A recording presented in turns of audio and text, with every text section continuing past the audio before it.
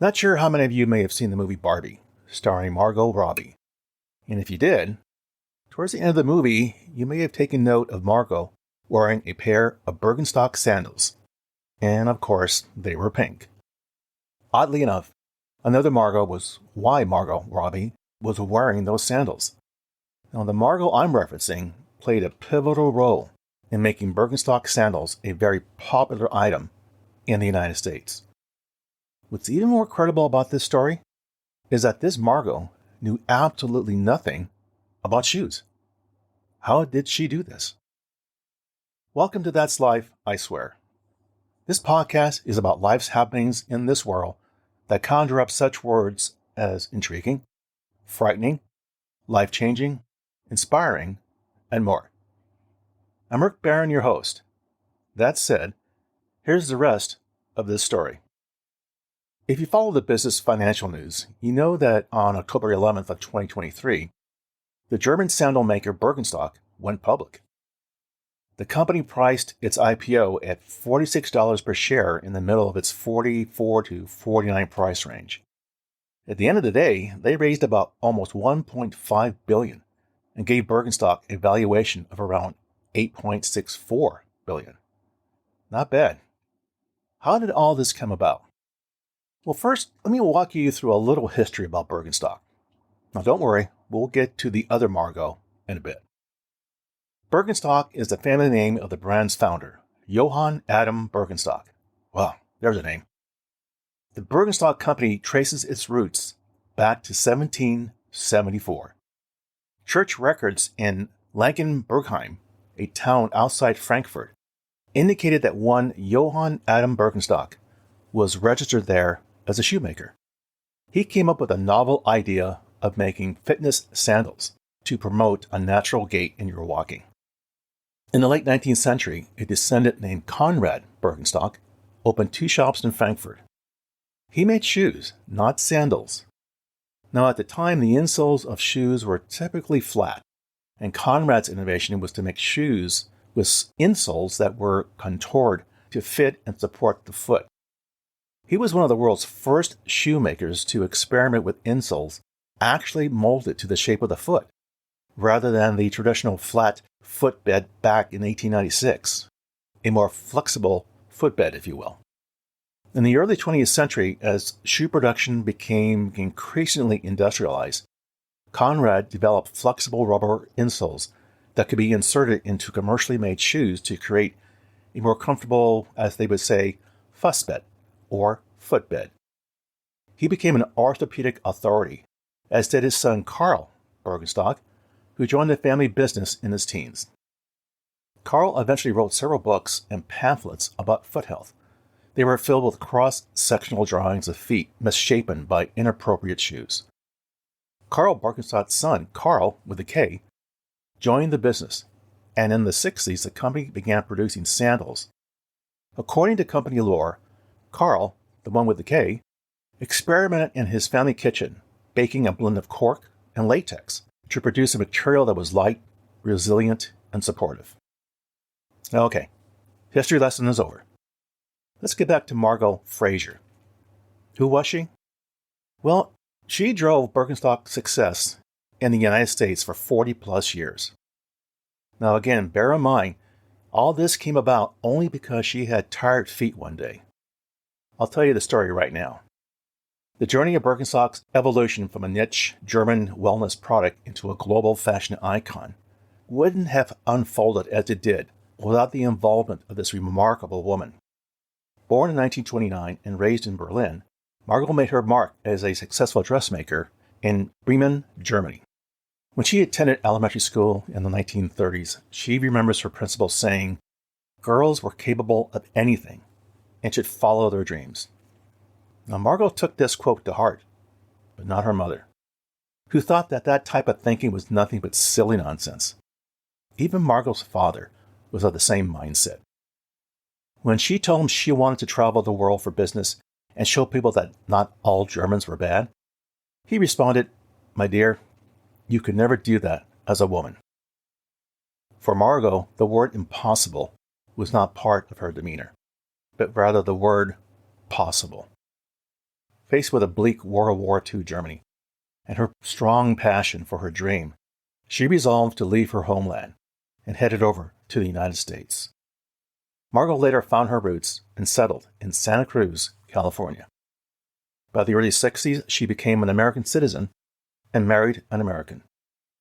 Struggling with chronic foot pain, Margot's life took an unexpected turn in 1966 during a visit to Germany when she stumbled upon a pair of Madrid sandals. Madrid. Keep that name in mind, as there's a story to those sandals. She explained the transformation these sandals triggered in her. She said, and I quote, "All the exercises the doctor told me to do, like standing on a phone book and grabbing it with my toes, which made me feel like a hero if I could do it for 3 minutes, I did automatically with these sandals." End quote. Margot found the sandals well made, and that function over form won her over. Now, little did she know that putting on these pair of sandals was about to change her life, not to mention the role she would have coming up with a new marketing name for the sandals she had tried on down the road.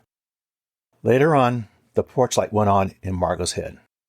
Impressed with the comfort and health benefits of these sandals, she recognized a potential market for Birkenstock in the United States. Upon her return to the United States, she took a leap of faith and reached out to Carl Birkenstock, Carl, the one with the K, proposing the import of his innovative sandals.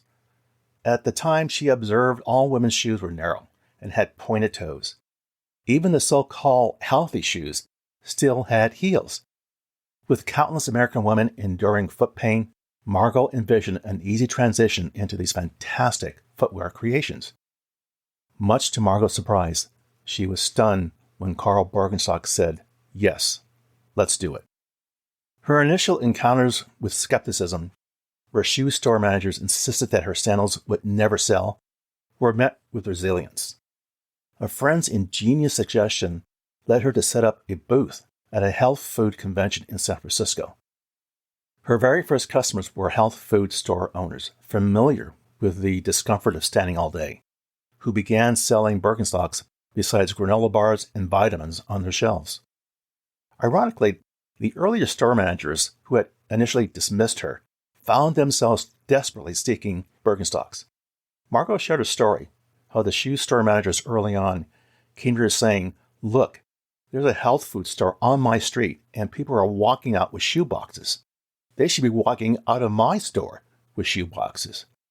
Much like the Earth shoe that emerged from Scandinavia in the early 70s, known for its health-enhancing design with a lower heel cup compared to the toe, Birkenstocks became synonymous with the counterculture of the era. Now, how did someone who knew nothing about shoes, let alone sandals, accomplish her standing with Birkenstock? I guess you could call it basic marketing 101. Where Margot excelled was paying keen attention to what women wanted. She listened. They were her first customers. They were also her best customers. Birkenstock's financial document credit the breakthrough of modern feminism as a key driver of its business, and the company's private equity backers cite the product's appeal to women as one of the reasons they invested.